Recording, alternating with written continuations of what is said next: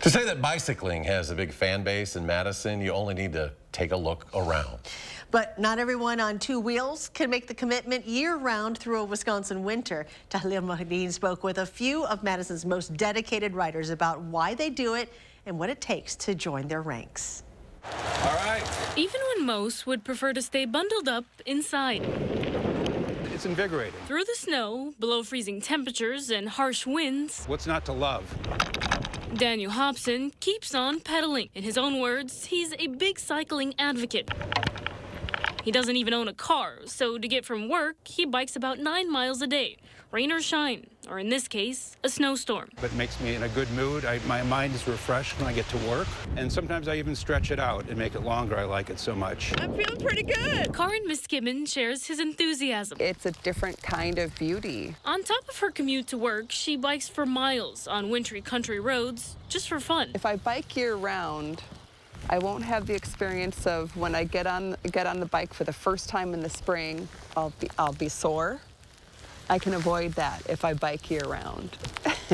What started as the odd ride in the snow when she was a kid grew, as she did, into a full-time commitment when she moved to Madison for college in the 80s. It's such a bike-friendly town.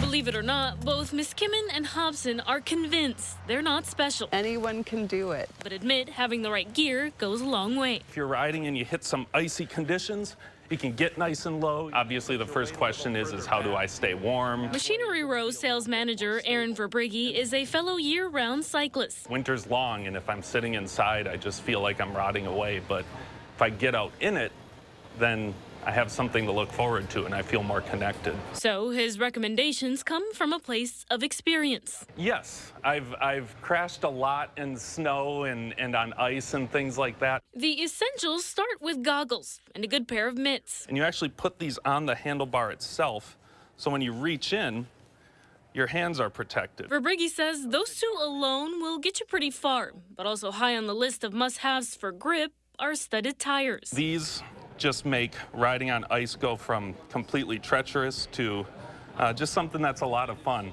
And you get to hear the little of them rolling down the road. All three will run you about $300, but even all the equipment in the world doesn't stop every fall. I found that the concrete didn't hurt that bad. Oh my gosh, I have definitely had accidents, but you know, you get up and you get right back on the bike.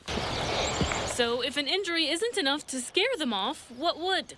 Depends on who you ask. If it was 10 below perhaps, or wind chills of less than 10 below, I might bus instead. There's really no such thing as too cold for cycling. For Hobson, it's all about the challenge. So when he makes it home safe, he feels like a winner. And that was Tahlil Mohideen reporting, along with photojournalist Brian Mesmer. Madison is consistently ranked as one of the best cities for cyclists year after year. And a big part of that is infrastructure. There are more than 300 miles of road dedicated to riders across the city.